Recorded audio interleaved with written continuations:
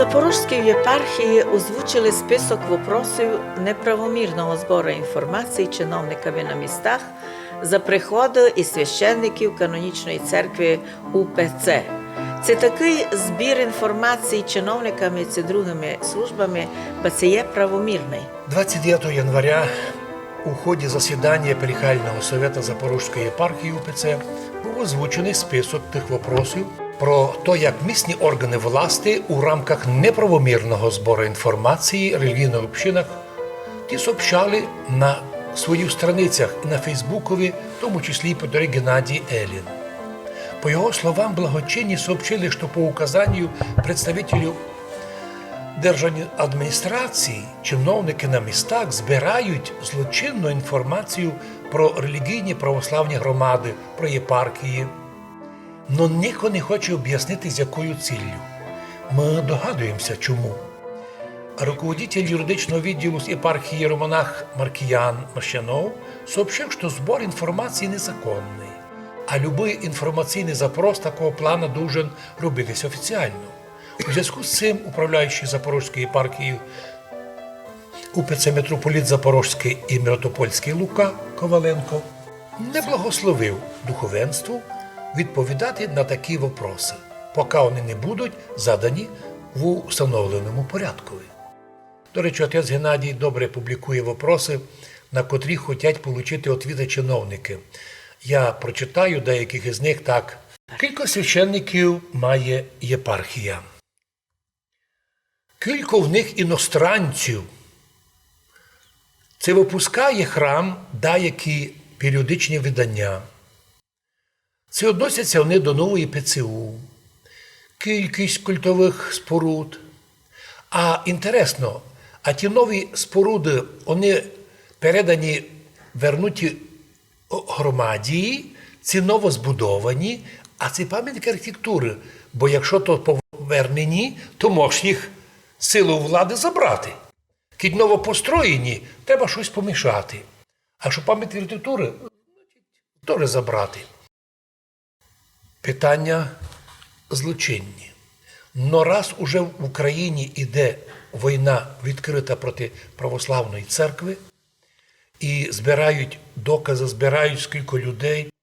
Ми замітили, що в нашому соборі є такі люди, котрі приходять, так фотографірують, пишуть. Ну ми їм казали, що вам все мучити писати. У нас є пряма трансляція, сидіть собі спокійно в кабінетах спецслужб, слухайте, просвіщайтеся, тому що в основному це контингент безбожний, нецерковний. Такої неграмотності чиновники не були, навіть в совєтське время щось знали з Біблії, з історії. Еті нині ніч не знають. Круглі нулі, а головне озлоблені, ненависливі. І ясно стало, що збор інформації для війни. Як ото буде, ми не знаємо. Якщо сооруження пользувалися ці передані, ці пам'ятки архітектури, удивительно, а що влада українська щось будувала? Що українська влада будувала Києво-Печерську лавру?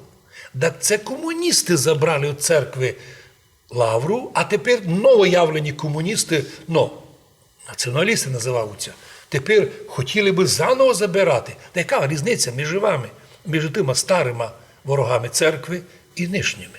Скільки поміщень є при храмах, може там пристроїти якусь унію або ПЦУ, скільки там молитвених міст, які там орендувати може приміщення. Це приглашалися іностранці на богослужіння, яке їх гражданство, конфесія, цель приїзда. І це змінявся устав релігійної общини. От такі, до них додається, мабуть, ще й такий вопрос, наприклад, як, що каже Піп у проповідях.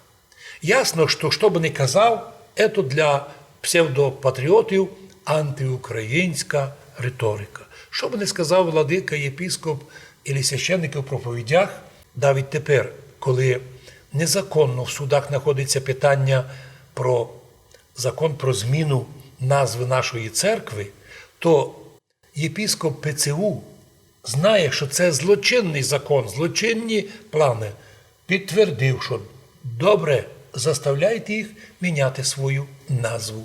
Ми видимо, в числі гонителів церкви виявилися не лише чиновники, не лише соросята, а й релігії другі. Чиновники, котрі борються з церквою, в основному уніяти, причому галицького походження. Всі остальні, може бути і других міст, но настроєні агресивно проти церкви. А ми кажемо: Господи, прости їм, бо вони новоспечені безбожники, комсомольці нового типа, не розуміють, що вони творять собі не лише лично собі, але й своїм сім'ям, своїм дітям злочин. У таких молодих людей не є будущого. Це озлоблені люди, котрі будуть робити, що їм казали, але у Царстві Божому таких міста не є.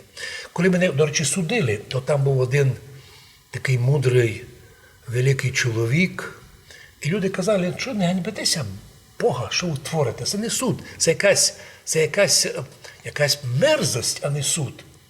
Бога це не боїте. А тот помічник судді каже, то лі там якийсь там помічник каже: а ми в то не віруємо. Ми знаємо, що нині весь состав нинішніх людей, або більшинство, люди невіруючі. Або віруючі на словах, но реально не церковні безбожники.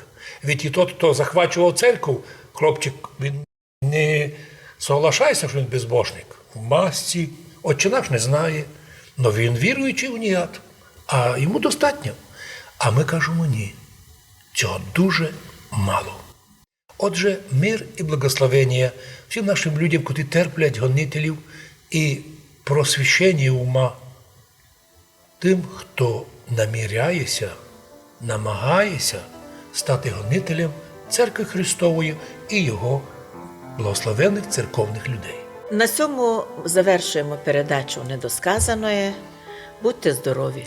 Будьте здорові і желаємо, щоб наші християни, православні, ніколи не боялися угроз гонителів.